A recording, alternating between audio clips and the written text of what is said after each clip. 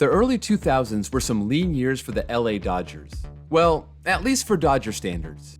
From 1997 to 2003, the Dodgers only had one losing season, and even notched 92 wins in 2002, but they failed to make the playoffs for all 7 of those years. The Dodgers had plenty of stars on the field during this time: Mike Piazza, Gary Sheffield, Kevin Brown, Shawn Green, and an emerging superstar in Adrian Beltre. But there was one player that stood out above the rest, and for a 3-year period, he captivated the city of Los Angeles with greatness that was simply, in a word, historic.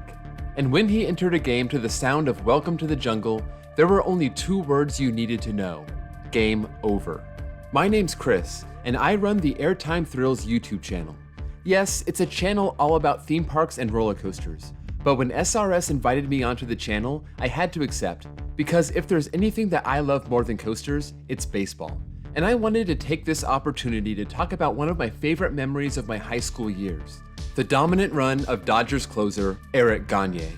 The career of Eric Gagne could actually be described as a roller coaster. Specifically, the Cyclone, now known as Wicked Cyclone, at Six Flags New England. Confused? I don't blame you. Let me explain. Eric Gagne was born outside of Montreal, Quebec, Canada in 1976. And of course, he was a hockey player, but he was also drawn to baseball thanks to Montreal being the home of the Expos. Gagne thought that he had a shot at playing professionally in either sport, but it became clear that baseball was his game, and he made his mark as a big right-handed power pitcher. He was an ace starter for the Canadian Junior World Championship team, but when he joined the Canadian national team in 1995, he started pitching out of the bullpen and showing that he could close games.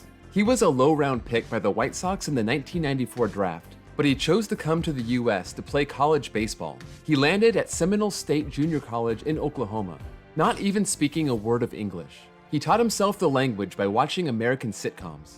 The Dodgers approached him about signing as an amateur free agent, and although he still wanted to play for the Canadian national team in the 1996 Olympics, he took the guaranteed pro contract. Gagne had a successful first season in A-ball, striking out over 10 batters per 9 innings in 1996, but needed Tommy John surgery, which put him on the shelf for the 1997 season. But he would come back strong in 1998 and 1999, developing a great four-seam changeup during his recovery, and earned a September call-up with the Dodgers at the end of the 99 season. He had an outstanding month, making 3 starts and 1 relief appearance, posting a 2.10 ERA, and opposing batters only hit 175 against him. His 2000 season had its ups and downs, quite literally. He was sent to AAA 3 times during the year, but had a strong September with a 2.53 ERA. 2001 was another up and down year, trying to hammer down a spot in the rotation with mixed results. He finished the season with a 4.75 ERA, but he got his real first taste of a bullpen role down the stretch and impressed the Dodger management in that role. From 1999 to 2001, Gagne was the Cyclone at Six Flags New England. It opened in 1983, and it was fine for its time. It wasn't a record breaker. It was nothing special. In 2001, it needed the coaster equivalent to arm surgery, which we call reprofiling, when the first drop was shortened by about 20 feet. But at the end of the 2014 season, Six Flags New England knew that it was time for a revolutionary change to take the coaster from ordinary to elite. Eric Gagne would undergo this change going into the 2002 season. It didn't look like Gagne had a place in the Dodgers' 2002 starting rotation, but there was an opening in the closer spot. Jeff Shaw had been the Dodgers stopper for the last 4 seasons, but the Dodgers did not pick up his option, and he retired after the 2001 season. The Dodgers thought that Gagne had a future as their closer, given his success from the prior season, and it was clear early on in the season that Gagne was cut out for the role. After the first month of the 2002 season, Gagne was a perfect 9 for 9 in save opportunities and posted a .69 ERA. It would only get better from here, as he won the NL Pitcher of the Month for June. 13 games, 11 saves, 1 run allowed, 24 strikeouts, no walks, and a .63 ERA. His 32 saves at the break was good enough for his first All-Star bid. Gagne set the franchise record for saves with 52, which was the 5th most in MLB history, and he finished 4th in the Cy Young voting and 12th in the MVP voting.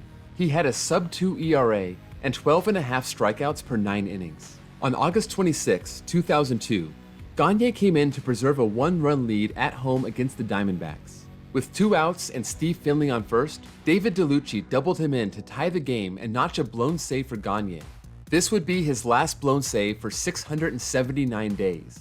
This nearly 2-season run of dominance would span over 84 saves, shattering Tom Gordon's record from 5 years prior by 30 saves. This run included a 6-game span where Gagne picked up a save in every single one, tying a major league record.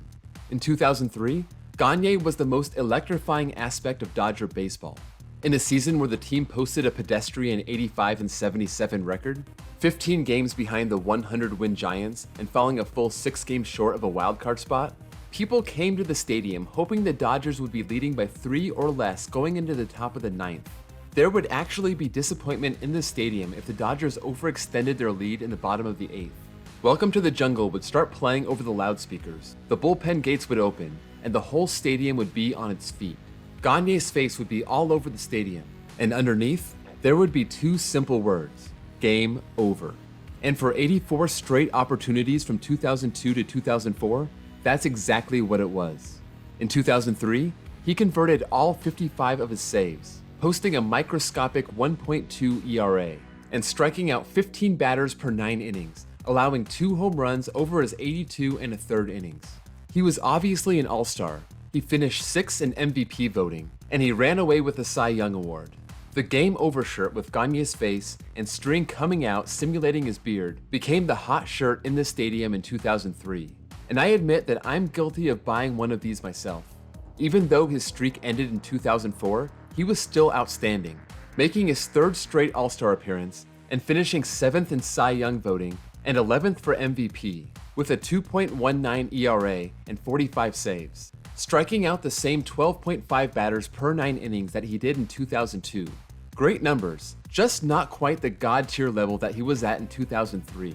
But more importantly, he was a big reason the Dodgers were able to clinch the NL West in the final weekend of the 2004 season, their first playoff appearance since 1996. Gagne's conversion to the closer role turned him into one of baseball's elite players, and Cyclone's conversion into Wicked Cyclone turned it into one of the world's elite coasters.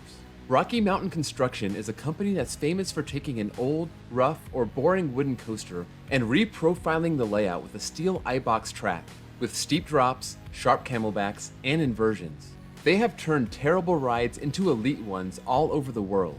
Wicked Cyclone placed 2nd in Amusement Today's Golden Ticket Awards for Best New Ride of 2015, and ranked as the world's 23rd best steel coaster that year, peaking at number 14 in 2017.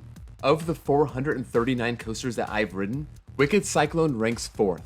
It's an ultra-elite coaster, just like Gagne was an ultra-elite closer. But the story is not over for either Wicked Cyclone or Eric Gagne. Gagne entered 2005 strong, but landed on the DL within a week with a sore elbow. He came back from this injury, but went back on the shelf with a torn UCL. His 2005 season would end in June, and wouldn't return to Major League action until a year later, where he only made 2 appearances before a nerve issue in his elbow flared up, which put him back on the DL, and an unrelated back injury required surgery, and that ended a very short 2006 season.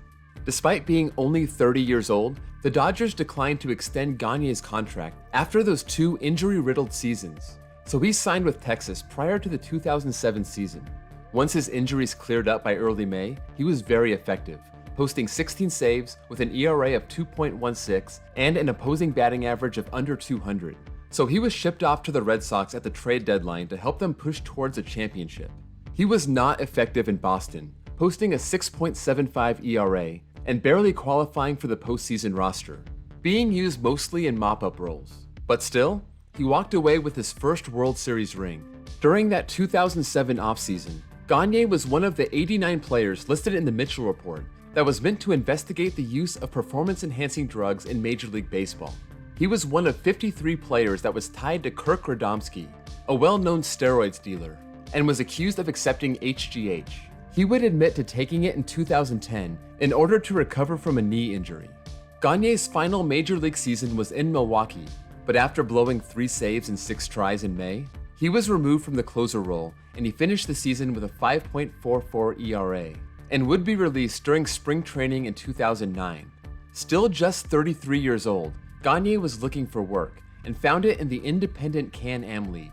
He was back in Dodgers spring training in 2010, but after some weak performances and a demotion to minor league camp, he was granted release and then announced his retirement. 5 years went by before he would re-emerge in the Can-Am League and decided to play as a 41-year-old in the 2017 World Baseball Classic for Team Canada. Following the tournament, he would work out with the Dodgers during spring training, but eventually would sign a contract with the Long Island Ducks of the Atlantic League before retiring once again.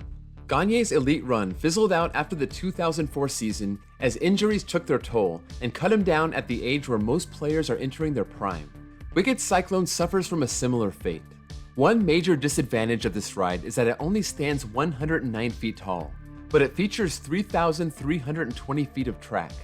Rocky Mountain wanted to give it a third lap around the course to make it a more complete ride, but it loses so much steam by the end that the train is crawling through the end of that final lap. So from its modest beginnings to a conversion that made it elite and an ending where it's struggling to make it through, Eric Gagne is truly the Wicked Cyclone of the baseball world. But for a glorious 3-year stretch from 2002 to 2004, Eric Gagne thrilled Dodger fans in a way that we'll never forget.